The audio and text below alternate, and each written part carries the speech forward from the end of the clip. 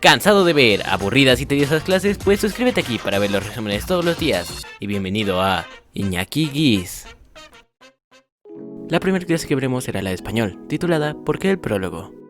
El aprendizaje esperado es: analiza e identifica la información presentada en textos introductorios, prólogos, reseñas, dedicatorias y presentaciones.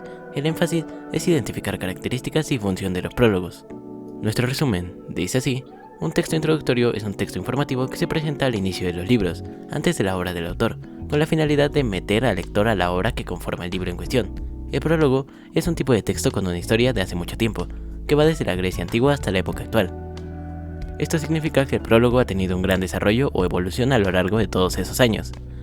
También observas que el prólogo ha tenido diversos propósitos que van desde solo llamar la atención del lector hasta intentar establecer un diálogo con él. Esta evolución que ha tenido el prólogo es similar al cambio que se da en los movimientos literarios. La literatura, como todo el arte, refleja los intereses, conflictos y transformaciones que caracterizan cada época. Actualmente, el prólogo puede tener diversos propósitos, y estos se reflejan en la forma en que el autor conjuga los verbos que emplea para redactar este texto introductorio. El prólogo es un texto introductorio que precede, es decir, va antes de la obra literaria que conforma un libro, y su función es informar y persuadir al lector sobre la obra en cuestión. Invita al lector a leer la obra literaria, y es un texto informativo porque presenta información sobre el autor de la obra literaria, presenta el contexto histórico-social en el que la obra fue escrita, presenta la función y el género literario de la obra. Puede ser escrito por otro autor distinto al que escribió la obra literaria. Por eso puede expresar la opinión o experiencia de la lectura del autor del prólogo para motivar al lector a leer dicha obra. Otra característica muy importante del prólogo tiene que ver con la forma en que se redacta, es decir, la manera en que se escribe. Dependiendo de la intención que tenga el autor del prólogo, es la persona gramatical que va a utilizar para redactar el prólogo. Por ejemplo, si el autor del prólogo es el mismo autor de la obra literaria y quiere invitar a la lectura expresando su experiencia, entonces utilizará la primera persona gramatical, es decir, yo.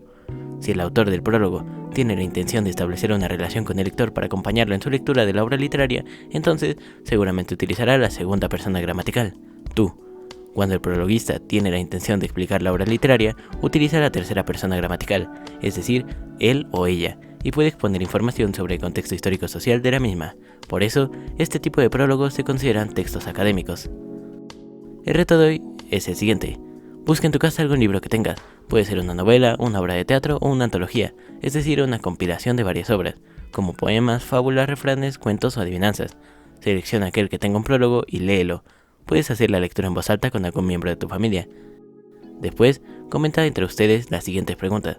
Si es posible, anotarlas en tu cuaderno y responderás también por escrito. ¿Cuál es la intención del autor del prólogo? ¿Qué persona gramatical utiliza? ¿Cómo intenta convencer al lector para que lea la obra literaria? ¿Es un prólogo académico o no? ¿Por qué? ¿Qué características lograron identificar en el prólogo que leyeron? Continuaremos con la clase de matemáticas, titulada Gráficas de expresiones cuadráticas. El aprendizaje esperado es: lee y representa gráfica y algebraicamente relaciones lineales y cuadráticas. El énfasis es analizar las diferentes representaciones de una relación cuadrática a partir de la expresión algebraica. Nuestro resumen dice así: las expresiones cuadráticas o de segundo grado son aquellas que tienen un exponente máximo de 2 en algunos de sus términos. Entre otras opciones, las expresiones algebraicas de segundo grado se obtienen de la multiplicación de dos términos con exponente 1. Por ejemplo, al multiplicar x por x, obtienes como resultado x al cuadrado. Si multiplicas los binomios conjugados x más 2 por x menos 2, resulta x cuadrada menos 4. Al multiplicar x por x más 5, obtienes x al cuadrado más 5. También puedes multiplicar x más 3 por x más 5 y el resultado es x cuadrada más 8x más 15. Y como último ejemplo, x más 1 que multiplica a x negativa más 2, de donde se obtiene x cuadrada negativa más x más 2. Cada una de las expresiones anteriores es una expresión cuadrática porque el exponente máximo es 2. Toma el ejemplo más sencillo, x cuadrada, cuya gráfica es una curva llamada parábola. A diferencia de las gráficas de relaciones lineales, no basta con obtener 2 puntos para generar toda la gráfica, ya que no es una línea recta. Antes de aprender a graficar esta expresión, debes hacer su correspondiente tabulación para obtener los datos que se graficarán.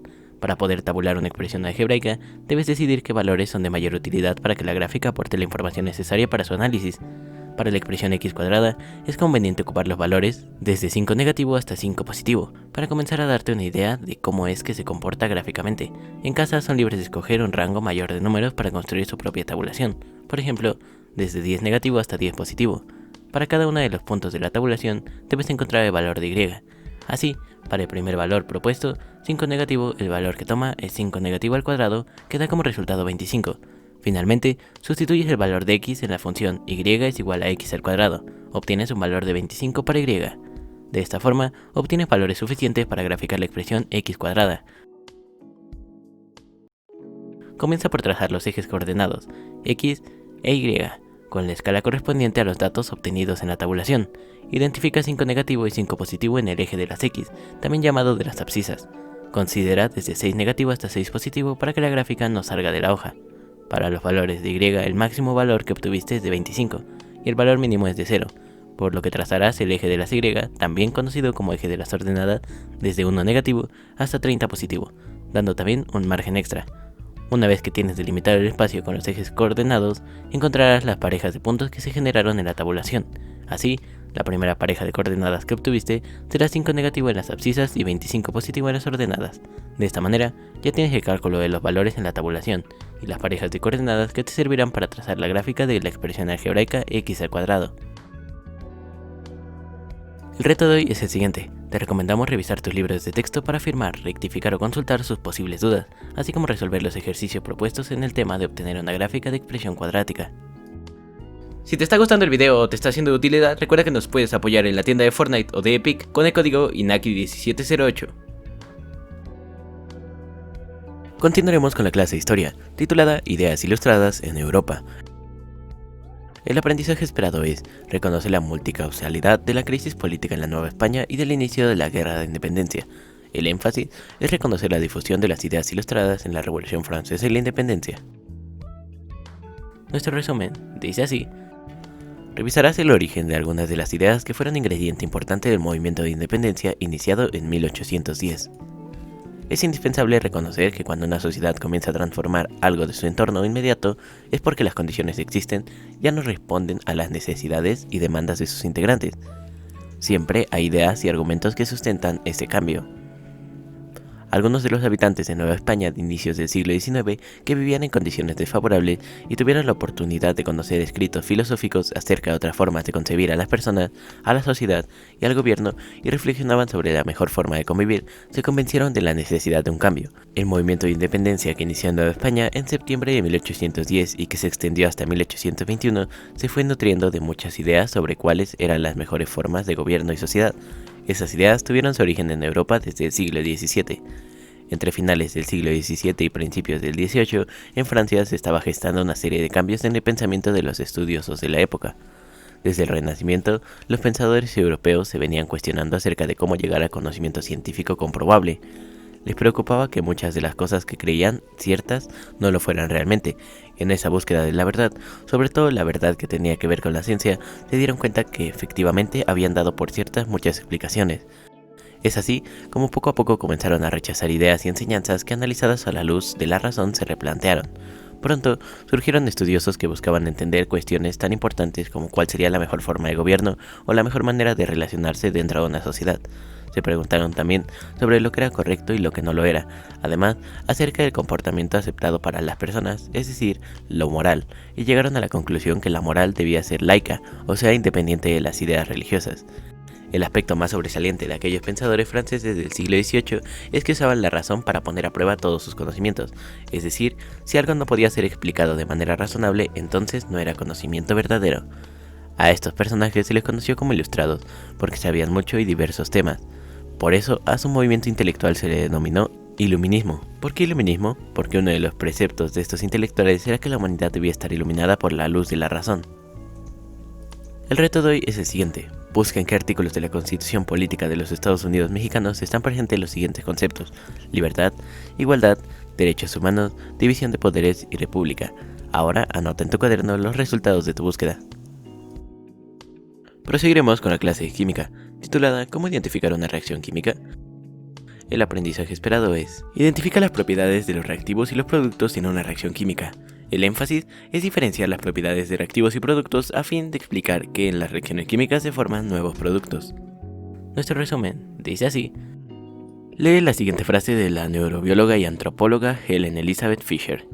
Algunas veces nos enamoramos de alguien que probablemente nunca nos amará por razones que no tienen nada que ver con nosotros, pero sí con su propia mentalidad, su química. ¿Sabías que el inicio de la química comienza con el dominio del fuego? Este permitió cocinar los alimentos y conservarlos mejor, por lo que existe una estrecha relación con la cocina y los primeros laboratorios. Entre los siglos III antes de nuestra era y XVI después de nuestra era, los alquimistas experimentaron en laboratorios caseros a través de reacciones químicas para tratar de convertir los materiales en oro, la famosa historia de la piedra filosofal y el elixir de la eterna juventud. A pesar de estar equivocados, diseñaron algunos aparatos para sus pruebas. Fueron los primeros en realizar una química experimental. Diariamente usas materiales para desarrollar tus actividades, como por ejemplo vestir, estudiar, hacer deporte, cocinar, comer, entre otras. ¿Cómo se han producido estos materiales? A principios del siglo XIX se usaba ropa hecha de lana, seda y algodón, las cuales se obtienen de plantas y animales. Los botones se hacían de huesos de animales y caparazones de tortuga. En el caso de los fertilizantes, se utilizaba estiércol y animales muertos. Las teclas de los pianos se elaboraban con el marfil de los colmillos de elefantes. Todos los materiales en sí provenían de la naturaleza, pero ahora se cuentan con muchos más materiales procesados, es decir, que no existen en la naturaleza. En la química se estudia la composición de la materia, así como sus propiedades y transformaciones. Por ello, es posible conocer qué es lo que sucede cuando se unen químicamente dos o más sustancias. Su conocimiento y aplicación se usa para obtener nuevos materiales que se aprovechan en diferentes actividades. Por ejemplo, se necesita cobre y ácido nítrico para producir nitrato de cobre, agua y dióxido de nitrógeno. Esta reacción se lleva a cabo para obtener el nitrato de cobre, que se emplea en los tintes para el cabello. ¿Cuáles son los reactivos? ¿Cuáles son los productos? ¿En una reacción química los reactivos cambian sus propiedades físicas y químicas? ¿Por qué? Las respuestas son sencillas. Los reactivos son el cobre y el ácido nítrico, también conocidos como sustancias iniciales. Los productos son el nitrato de cobre, agua y dióxido de nitrógeno, también conocidos como sustancias finales. Efectivamente, cuando existe una reacción química, los reactivos cambian sus propiedades físicas y químicas. El reto de hoy es el siguiente. Si quieres seguir aprendiendo más sobre este tema, te sugerimos revisar Un viaje por el universo en la revista Conversus del Instituto Politécnico Nacional en la siguiente dirección electrónica. Y finiquitaremos el día de hoy con la clase de artes, titulada México Real y Fantástico. El aprendizaje esperado es crear la estructura de una puesta en escena al combinar distintas posibilidades de representación entre la realidad y la ficción en una producción artística original. El énfasis es explorar situaciones que van de lo real a lo ficticio y de lo ficticio a la realidad. Nuestro resumen dice así: las leyendas, los mitos y los cuentos, entre otras creaciones literarias o de tradición oral, encuentran en la realidad algunos elementos para inspirarse, pero los transforman de manera irreal o fantástica para darle más sentido a la historia. Seguramente conoces la historia de los volcanes Popocatépetl e Iztaccíhuatl. Pero si no es así, te sugerimos que la busques para reconocer de qué trata y en qué termina, o bien busca cualquier otra leyenda o mito que se cuente en tu comunidad y juega con tus elementos para transformarla nuevamente. Por ejemplo, combinar esta leyenda con lo que pasa en tu situación actual. Imagina que esta historia comienza con Jaime y su novia. Él es un chico que se enamoró de la bella Clara, pero ella es una joven estudiosa, popular en la escuela e hija única de sus padres. Jaime, en cambio, pues la verdad, 2 o 3 veces por semana llega a casa con reportes de mala conducta, y a veces le falla completar las actividades y tareas, lo que le ha traído algunos resultados poco favorables. Sin embargo, ambos se sienten muy enamorados, pero por sus situaciones tan diferentes, parece que su amor es casi imposible. Él se fue a estudiar a otro lado, esperando en que si se esforzaba al regreso lo iban a aceptar los papás de Clara. Al final, a pesar de todo lo que les impedía estar juntos, triunfó su amor. Pero, ¿cómo se ve el amor? Muchos dicen que es algo que no se puede tocar, pero sí se siente. El amor es algo real, aunque no lo puedes ver. Por medio del arte explorarás cómo se siente, ve y percibe el amor. Para eso, explora una leyenda, cuento, mito o historia que combine con alguna situación o actividad por la que estés atravesando en este momento. Ahora, con esa idea en mente, construirás un personaje que represente la combinación entre una situación actual y algo que sucedió en otro momento y contexto. Para ello, podrás utilizar cualquier elemento que tengas a la mano y realizas, si puedes, unos títeres. ¿Qué colores utilizaste o utilizarás para construir tus títeres? Por ejemplo, si le pusieras ropa de muchísimos colores claros a tu títere, como verde, amarillo, rosa, azul cielo, ¿crees que estaría triste o alegre? Puedes jugar con los colores como una manera para interpretar un estado de ánimo. Ahora es tu responsabilidad cuidarlo y recuerda utilizar el poder del arte para entender mejor el mundo que te rodea o alguna situación complicada por la que estés atravesando. El arte también es sanador. El reto de hoy es el siguiente: Mantén a salvo a tu personaje, continúa con los detalles de construcción que te hayan quedado pendientes, pues lo utilizarás en la siguiente sesión, ya que tienes esos ejemplos de títeres que representan algo real que sucedió con algo que no pasó, es decir, algo irreal o ficticio. Vas a elegir uno para que te ayude a expresar distintos sentimientos a través de sus movimientos. Trata de mover tus títeres, si también te mueves tú, mucho mejor. Muchas gracias a los miembros legendarios del canal: Henry Stickmin, Diego Cerqueda, Dafsin González, Gatito XD, Moti Gaming, Abraham Alcántara.